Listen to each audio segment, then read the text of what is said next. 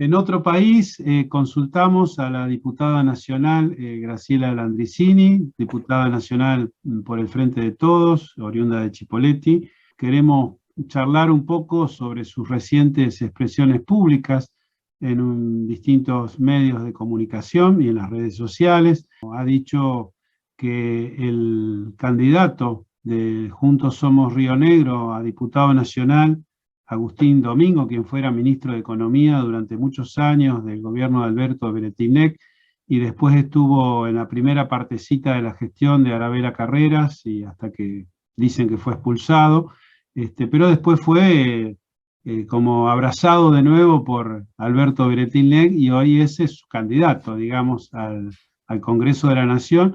Es un hombre que se ha expresado en su campaña como lo del proyecto provincial, que se diferencia de la grieta, que dice que la inflación es culpa de la grieta, bueno, y que además tiene una historia en su propuesta económica claramente ortodoxa, así que, y bueno, también es el responsable del endeudamiento del Plan Castelo a nivel provincial, que hoy es un karma que la provincia vive, y también decir que es el diseñador de la política salarial del gobierno de Beretilnec, que fue estafando a las obras a la obra social provincial, el IPROS, al ANSES, con una creciente masa salarial siempre sin aportes, en negro, y bueno, hoy tenemos un conflicto muy duro para mucha gente que se quiere jubilar y no lo puede hacer porque el ANSES cuestiona muy seriamente el sistema salarial que hay en la provincia de Río Negro, que en origen fue diseñado por este señor Domingo,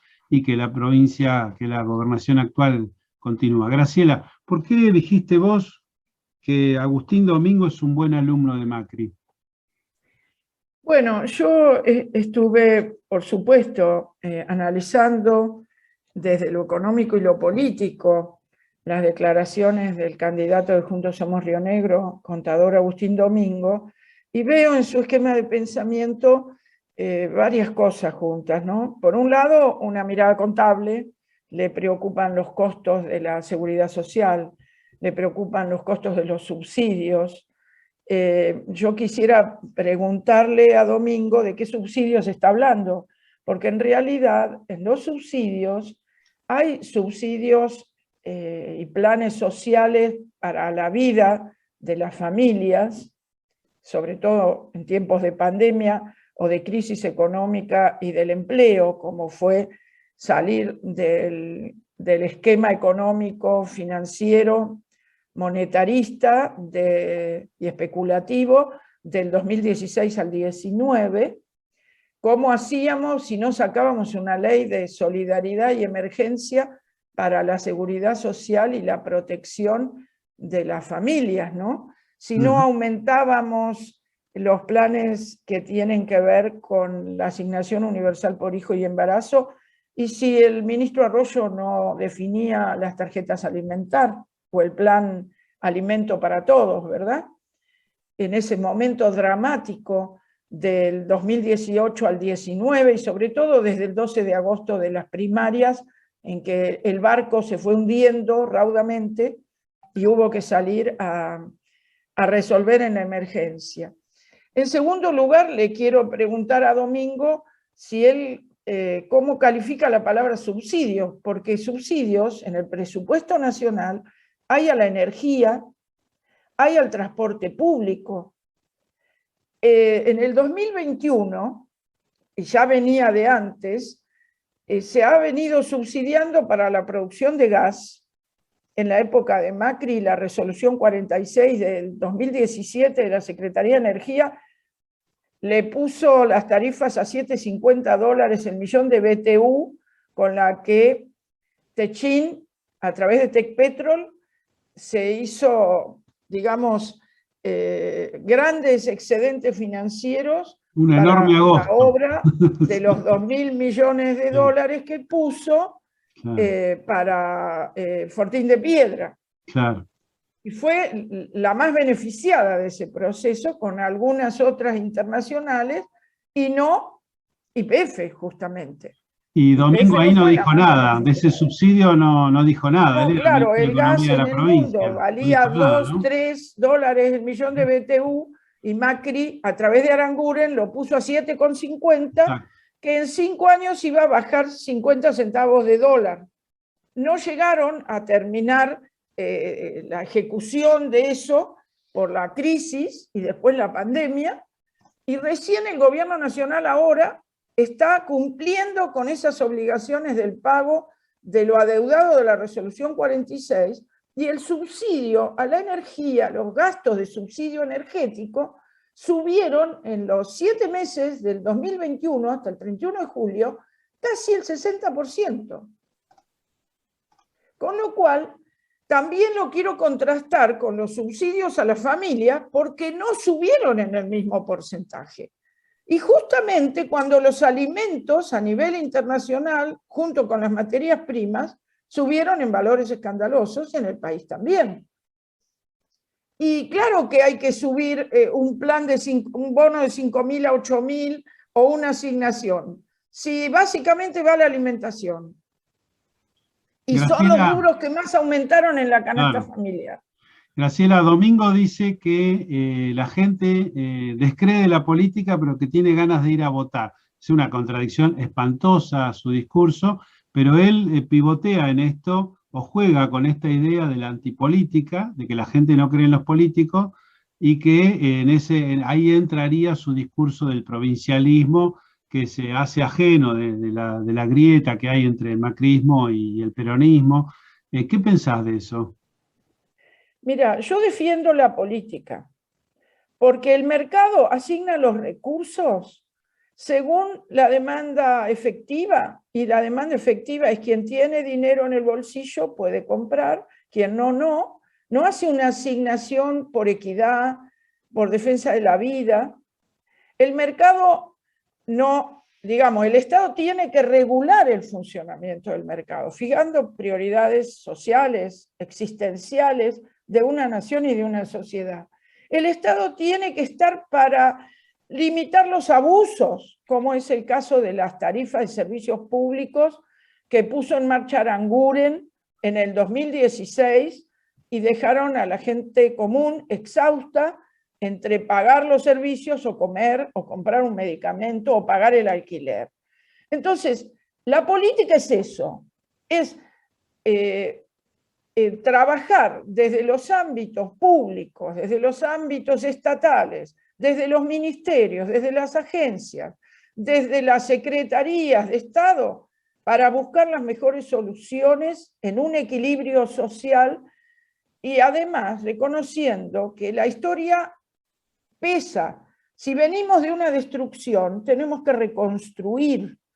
Y la reconstrucción no la hace el mercado. El mercado puede dar respuesta. Los empresarios, a medida que el Estado promueve, saca un ATP, saca un crédito con tasas más baratas, promueve la obra pública, hace licitaciones, etcétera, promueve programas de economía del conocimiento, de tarjeta para financiar consumos durables o para financiar el reequipamiento con nueva maquinaria de la industria, para su innovación, para su ampliación de escala, en los parques industriales, etc. Entonces el Estado está estimulando a la actividad privada. ¿Qué es lo que no reconoce Domingo? Domingo dice que el empleo debe ser privado y hay que estimular el privado. El privado, si no está el Estado en una salida, en una reconstrucción post-destrucción macrista y post-pandemia, los privados no lo van a poder hacer. El Estado tiene que incentivar el consumo y la inversión, también las exportaciones y el gasto público. Y hoy en la Argentina, la componente más fuerte de todo lo que es la generación de productos es la inversión, y la inversión industrial. Ayer lo decía el secretario de Industria en una reunión de pymes para el país. La industria de la maquinaria agrícola, la maquinaria industrial en general, la industria automotriz, la industria del biofármaco, la industria de la construcción y sus derivados. Y el consumo está atrás. La familia que tiene que arreglar su casa, que tiene que recambiar un termotanque, una cocina, que tiene que volver a comprar zapatillas al chico que le crece el pie, que tiene que arreglar el techo que se le llueve, o que tiene que comprar una moto o una bicicleta para los desplazamientos al empleo o a la escuela. Entonces, esa combinación en el mercado interno es lo que no ve Domingo. Domingo no reconoce que en el periodo de gobierno de Cristina Kirchner y de Néstor Kirchner, 2003-2015, fue cuando más creció el empleo privado en la provincia de Río Negro, en todos los rubros. Y en cambio, en el periodo macrista 16-19, se derrumbó el empleo privado, porque se derrumbó en la fruticultura, con el trabajo flexible, por oficios, por tareas de corto plazo, van desapareciendo los trabajadores permanentes. Se derrumbó el trabajo en el comercio por la caída de las ventas, por las tarifas, la caída salarial y las tasas de interés. Se derrumbó la industria de la construcción, porque no había crédito a mediano plazo para construir. Se cayó gran parte del Procrear.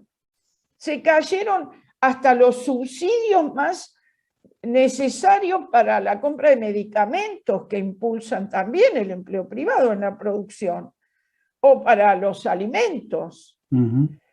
O sea que Domingo tiene un sketch neoliberal, un sketch con un recetario que se repite y no hace un análisis profundo de las estadísticas provinciales, ni del empleo, ni del número de empresas creadas y caídas, porque Río Negro no escapó a la caída de las pymes.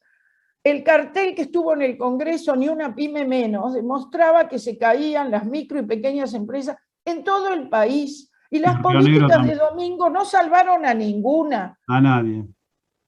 Y el endeudamiento provincial agravó las cosas porque fue en moneda extranjera. Exacto. Bueno, esa es la otra de Domingo, ¿no? Un Estado favoreciendo la especulación financiera a través de un préstamo enorme en dólares, con un plan absolutamente inviable asociado al gobierno de Macri. Y eso fue obra de Agustín Domingo, igual que la política salarial que estafó a los trabajadores públicos de toda la provincia, no solo a los docentes, y también, bueno, es el conflicto, el dilema que tenemos hoy, de que la gente no se puede jubilar porque el ANSES reclama muy seriamente el tema. Esto es obra de Domingo. Te quiero cambiar de tema, Graciela, porque nos queda poquito tiempo y queremos aprovechar para que nos digas un poquito de por qué estás acompañando un proyecto de emergencia hídrica que se va a discutir en el Congreso de la Nación a instancias de, bueno, tuya y de otros representantes políticos, en el marco de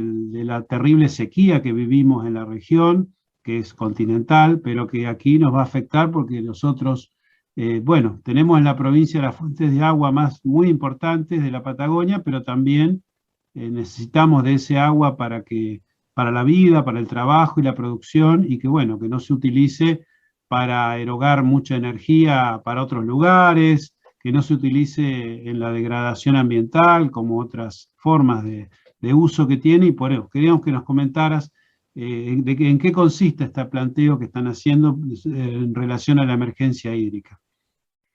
Bueno, en primer lugar porque implica transmitirle a la población la gravedad de la situación.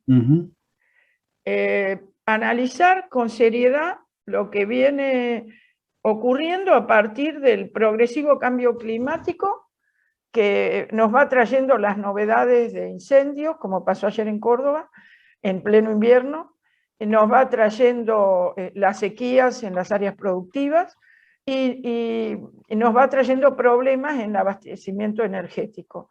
En una región que siempre ha sido productora de energía hidroeléctrica, renovable, y que ahora, porque no nos olvidemos que la otra energía de combustibles fósiles es no renovable, nos protegemos con la renovable, eólica y hidráulica, y es un problema tener carencia de agua para los tres usos: generación eléctrica, hidroeléctrica, provisión de agua potable y provisión de agua para riego.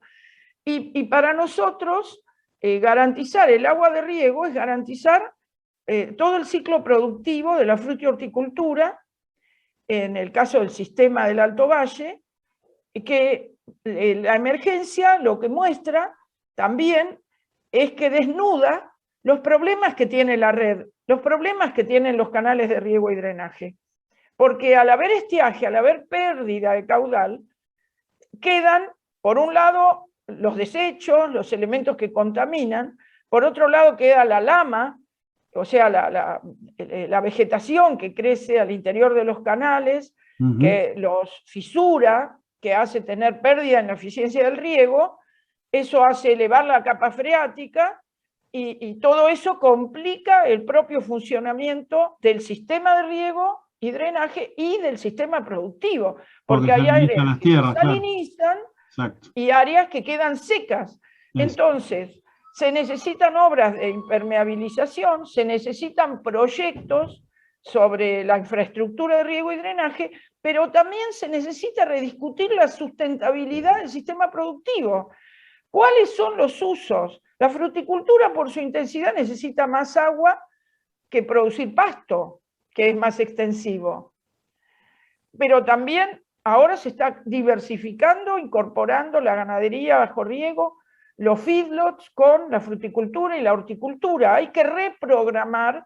Con el cambio climático cambian los ciclos de los vegetales, la maduración, cambia todo lo que tiene que ver, si se seca el ambiente, lo que tiene que ver con las plagas, el cambio en el tratamiento de la humedad provoca determinadas plagas, si hay sequedad aparecen otras, si hay viento seco y incendio aparecen otros problemas. Y además, el agravamiento que significa en el uso del sistema de riego y drenaje, la creciente urbanización alrededor de las ciudades, en las periferias urbanas, con grandes extensiones, con pileta, con riego de parquización, que también es un uso del agua que tal vez haya que restringir en tiempos de escasez hídrica para el agua potable directa de todos los días de las familias y para la producción. Entonces, acompañar un proyecto de esta naturaleza tiene varios sentidos, y además va a haber que priorizar obras para determinadas construcciones de azudes y demás, rápidamente en la situación de emergencia de esta temporada. Poner horas hombre seguro para la cuestión hídrica directa, y también va a haber que prever horas para el SPLIF, para el sistema de lucha contra incendios, porque seguramente, buena cordillera se va a complicar. Seguramente va a ser más grave que el año anterior. Seguramente, sí. Es lo que dicen Yo lo que quiero resaltar con mi aporte es la necesidad de planificar y concertar entre Estado Nacional, provincial, municipios, productores y consorcios y distintas asociaciones que tienen que ver con esto, el uso del agua, el uso de la tierra y la planificación de obras y la modificación de comportamientos. Los bienes públicos, sean naturales o construidos, requieren de comportamientos responsables social y ambientalmente. Gracias, Graciela. Bueno, nos ha ilustrado muy bien sobre el panorama que tenemos en una situación como la que estamos viviendo en la Patagonia, en la provincia de Río Negro, y ojalá que podamos lograr hacer frente sin demasiados daños, ¿no es cierto?, lo que se avecina en relación al cambio climático, a la salida de la pandemia, de tantas cosas. Gracias por tu compromiso. Gracias, Graciela. Pero además me parece que este tema es tan importante que lo vamos a tener que seguir tratando, porque hay distintos niveles, inclusive, como son los niveles de qué recomendaciones se pueden hacer para la población, y este tema se tiene que difundir para que tengan conciencia la población en general, porque no va a ser como dijo la gobernadora, vamos a tener problemas de agua. Se liberaron los canales, el agua en los canales, pero este verano va a haber problemas de agua. Entonces este es un tema que me parece que vamos a tener que seguir profundizando. Sí, claro, los técnicos y profesionales de la Autoridad Interjurisdiccional de Cuenca lo están haciendo, los diputados neuquinos están declarando la emergencia hídrica también, esto se está discutiendo en el INTA, cómo va a afectar la sequía en los sistemas productivos ganaderos, en el caso de meseta y precordillera. Bueno, que esté lloviendo y nevando estas semanas en la zona cordillerana no va a alcanzar para solucionar esas sequías que se vienen acumulando por el cambio climático y que en algunos de los años son más graves que en otros. En el mundo, porque hay que mirar los incendios en Europa, las temperaturas, etc. Bueno, muchas gracias, bueno, compañeras. gracias Muchas gracias a vos. Compañera.